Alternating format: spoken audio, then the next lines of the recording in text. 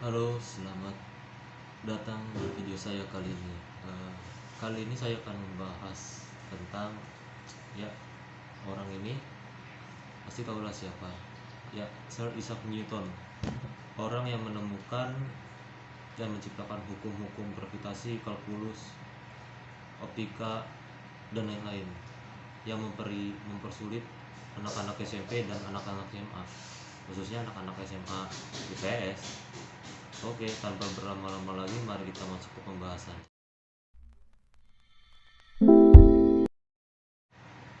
Oke, mungkin sebelum itu saya akan kasih disclaimer dulu kalau kali ini saya tidak akan membahas tentang rumus, kalkulus, optika, gravitasi, hukum gerak, dan lain-lain. Tapi kali ini saya akan membahas tentang teologinya dan pengaruh Sir Isaac Newton pada gereja waktu itu. Oke, sabar-sabar. Saya jelaskan dulu di sini ya. Pertama, mungkin lebih bagus kalau kita kenalan dulu sama orang itu ya. Jadi, perkenalkan, dia adalah Bapak Sir Isaac Newton. Orang ini lahir di Lincolnshire di Inggris, tepatnya pada tanggal 25 Desember 1942. Nah, udah ketahuan dari tanggal lahirnya aja, orangnya rohani lah. Orang dari tanggal lahirnya aja, kelahirannya tanggal 25 Desember sama seperti Tuhan Yesus kan, memang sudah kelihatan bakat-bakat teologinya. Oke, dan saya lanjutkan. Waktu dia berusia 6 bulan, dia ini sangat sedih lah istilah ceritanya, karena ayah kandungnya meninggal waktu dia masih 6 bulan di kandungan. Lalu setelah 3 tahun ibunya married lagi dengan seorang pendeta dari Katolik Roma Anglikan. Nah, disitulah si Isaac Newton ini mulai tekun belajar teologi, mulai dari baca kitab, baca-baca buku-buku rohani bapak-bapak gereja, orang-orang atau jemaat-jemaat pada mula-mula. Lalu ya banyak lagi lah, pokoknya sangat inilah. Nah, dia aja bisa baca segitu, lu bisa nggak, kita bisa nggak niru dia? Oke, lanjut. Dia itu saking senengnya baca Alkitab, waktu saat dia pernah ditanya, dia pernah bilang kayak gini, saya sangat percaya bahwa Alkitab adalah firman Tuhan yang ditulis oleh orang-orang yang memperoleh wahyu, sehingga saya mempelajarinya setiap hari saat dia sedang belajar di King's College. Nah, patut dicontoh ini. Orang seperti Sir Isaac Newton ini patut dicontoh, memiliki sesuatu hal yang tidak dimiliki orang lain, yaitu rasa ingin mengetahui Alkitab sebegitu ekstrim. Oke, lanjut biografinya. Waktu dia sekolah di King's College waktu itu, ayah tirinya ini yang pendetanya meninggal, dan keluarganya itu istilahnya jadi jatuh miskin lah karena kondisi ekonominya. Lalu dia sempat dikeluarkan dari sekolah gitu kan. Saya sampai pada akhirnya guru-guru serta teman-temannya waktu itu memiliki ide untuk membiayai Sir Isaac Newton ini sekolah lagi, karena menurut guru-gurunya nih ya, dia itu pintar, rajin, jujur, religius, dan banyak lagi lah, pokoknya paket lengkap. Nah, kita punya kayak gitu tuh, masa Isaac Newton aja punya, kita nggak punya. Oke. Nah, waktu dia kuliah di Trinity College, nah dia di situ memang harus dipaksa keluar karena masalah ekonomi yang memaksanya untuk keluar. Tapi di situ dia menuliskan suatu suratnya dalam bukunya seperti ini: ujian atau percobaan adalah obat yang diberikan oleh dokter kita yang maha murah dan arif karena kita memang memerlukannya, dan dia sendiri yang menjatakan seberapa sering dan seberapa berat pencobaan itu sesuai kebutuhan kita. Mari kita mempercayai kepiawaiannya dan berterima kasih untuk resep yang diberikannya. Nah, jadi Isaac Newton ini menganggap Tuhan itu seperti dokter yang memberikan obat melalui pencobaan dan masalah. Nah, kalau tadi dia bilang dia ateis, dia nggak percaya Tuhan, dia nulis lagi di sini.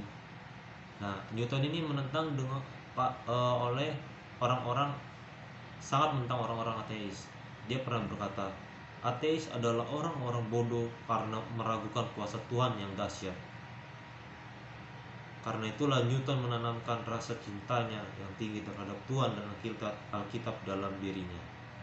Oke, segitu pembahasan dan pengenalan dia. Sekarang kita lanjut ke dampak teologi Sir Isaac Newton terhadap gereja.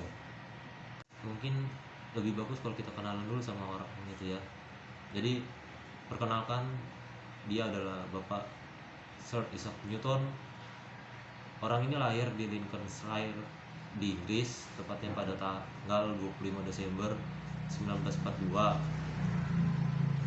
Nah, udah ketahuan dari tanggal lahirnya aja, orangnya rohani lah. Orang dari tanggal lahirnya aja, kelahirannya tanggal 25 Desember sama seperti Tuhan Yesus kan, memang sudah kelihatan bakat-bakat teologinya. Oke, dan saya lanjutkan. Waktu dia berusia 6 bulan, dia ini sangat sedih lah istilahnya ceritanya, karena ayah kandungnya meninggal waktu dia masih 6 bulan di kandungan. Lalu setelah 3 tahun ibunya married lagi dengan seorang pendeta dari Katolik Roma Anglikan. Nah, disitulah si Isaac Newton ini mulai tekun belajar teologi, mulai dari baca kitab, baca-baca buku-buku rohani bapak-bapak gereja, orang-orang atau jemaat-jemaat pada mula-mula. Lalu ya banyak lagi lah, pokoknya sangat inilah. Nah, dia aja bisa baca segitu, lu bisa nggak? Kita bisa nggak niru dia? Oke, lanjut. Dia itu saking senengnya baca Alkitab, waktu saat dia pernah ditanya, dia pernah bilang kayak gini, saya sangat percaya bahwa Alkitab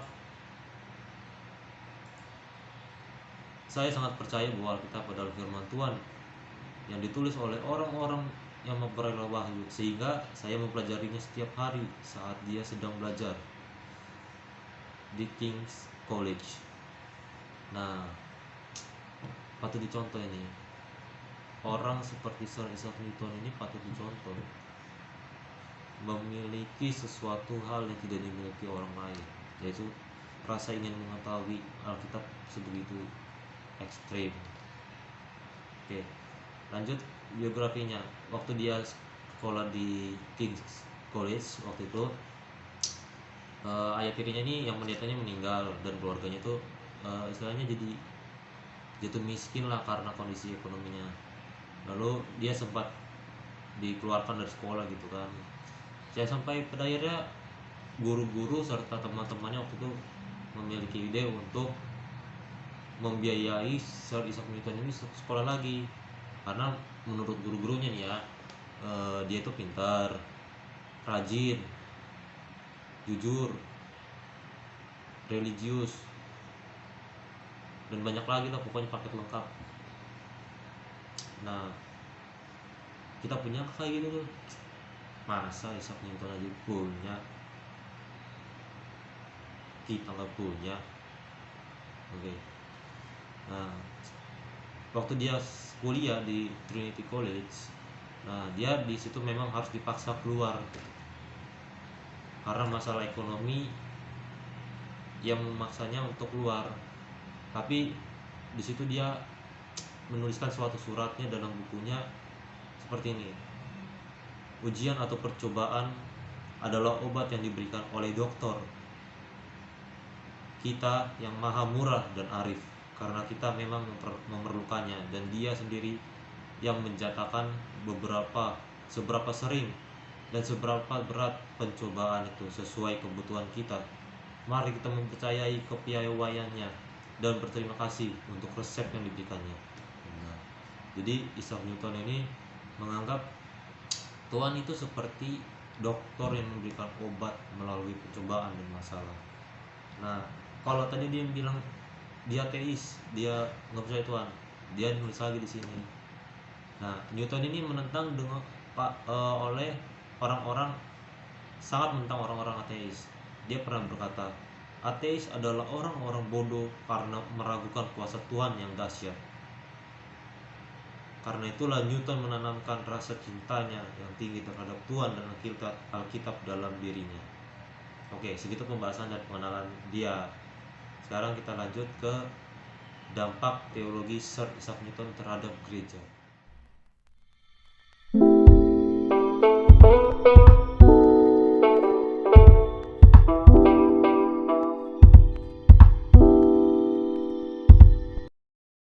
Oke, kita masuk ke bagian 3, dampak teologi Sir Isaac Newton. Jadi, menurut T.C. Weismann berargumen bahwa Newton ini sangat berpegang kepada pandangan ortodoks timur. Ortodoks timur itu orang-orang Rusia, orang Armenia dan lain-lain. Nah, itu ortodoks timur tentang Trinitas, bukannya pandangan barat yang dipegang oleh Katolik Roma, Anglikan, dan kebanyakan Kristen Protestan. Namun pandangan seperti ini menurut Newton telah kehilangan pendukung akhir-akhir ini dengan ketersediaan risalah teologi Newton. Jadi risalah teologi Newton ini itu adalah suatu teologi di mana Newton ini merisaukan sebuah atau meragukan suatu entitas yang namanya Tuhan itulah.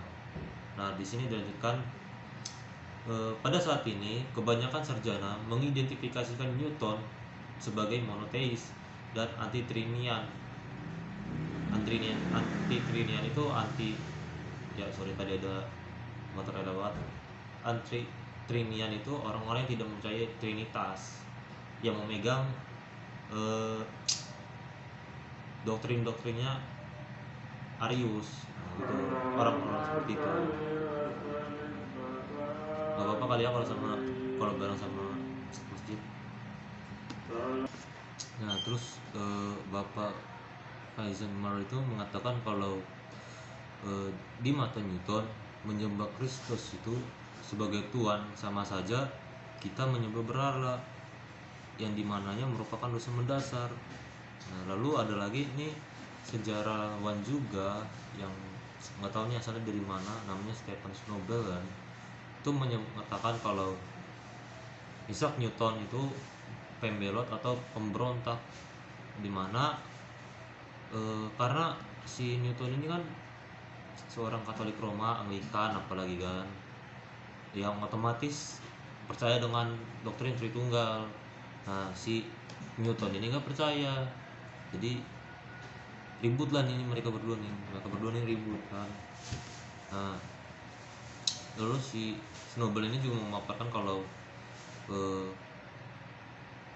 si Newton ini menyembunyikan kepercayaannya begitu baik sehingga para sarjana masih mengorek seluk-beluk kepercayaan pribadinya. Jadi karena ya memang orangnya pinter sih ya, pinter bikin teori, pinter menemukan sesuatu, plus pinter nyembunyiin jati dirinya.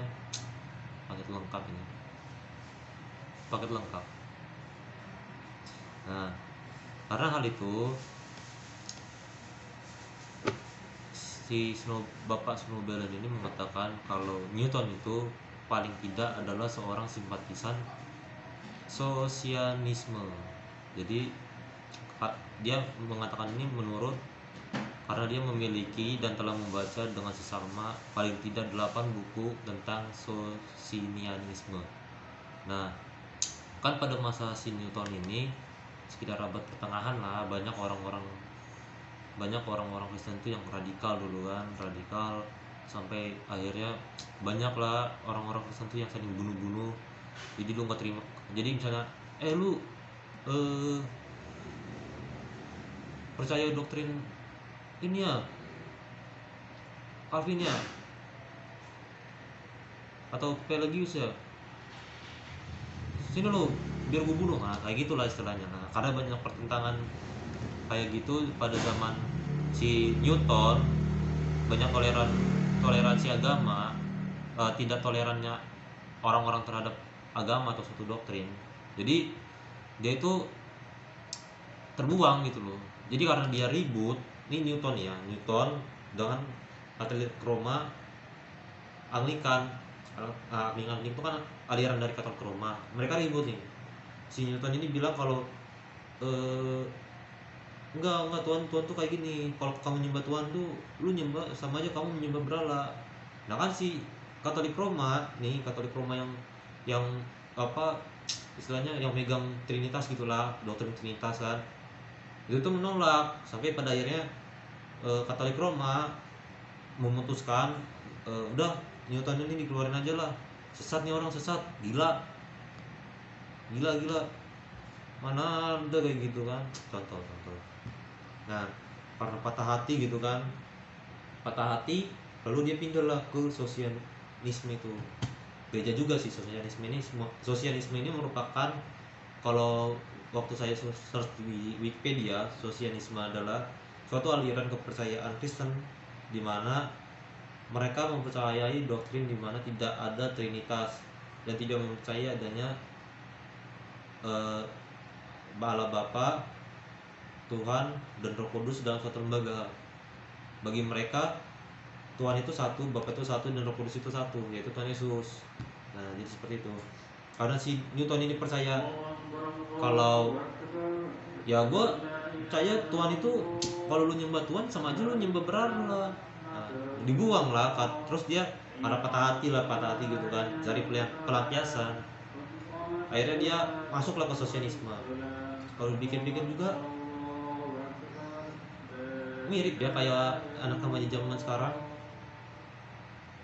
punya hubungan, kecewain, patah hati, pindah ke lain hati. Nah jadi asal mulanya si Newton ini tidak percaya tentang Trinitas dimulai dari masa kuliahnya di Trinity College. Saat si Newton ini mengambil bagian teologi di bidang teologi, yaitu saat dia berkuliah di Trinity College.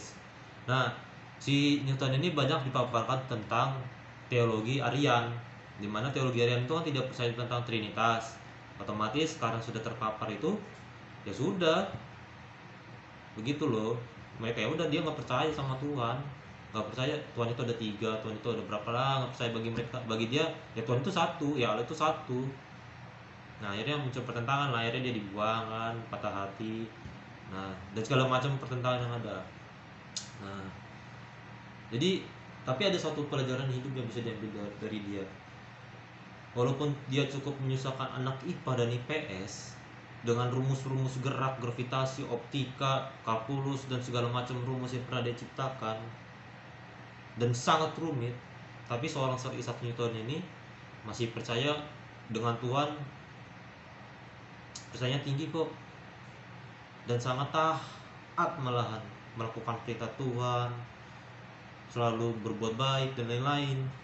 Nah bahkan dalam suatu catatan terakhirnya, dia menuliskan alasan dia tidak menikah adalah demi tidak mengganggu fokusnya kepada Tuhan, supaya dia terus dapat melayani Tuhan dengan segala kemampuannya. Nah sekarang banyak kan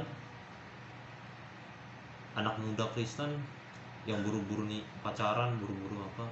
Contoh nih Isaac Newton, gak ada lawan, rela gak nikah demi kepentingan Tuhan. Contoh bro, nih untuk anak muda Kristen, contoh nih, patut dicontoh nih orang. Walaupun menyusahkan anak IPA dan IPS, tapi masalah imannya, kepercayaan dia sama Tuhan tuh gak usah ditanya, lewat lu pada. Oke, mungkin itu dari video dari saya ya kayaknya kurang banyak dibahas nih. Kalau dibahas mungkin bisa berapa menit, bisa berapa jam kita bahas tentang Newton ini. Tapi thank you buat Thank you for watching, dan nantikan video-video saya yang lain. Ingat, belajar sejarah itu seru, sangat seru kalau kalian tahu tekniknya. Bye.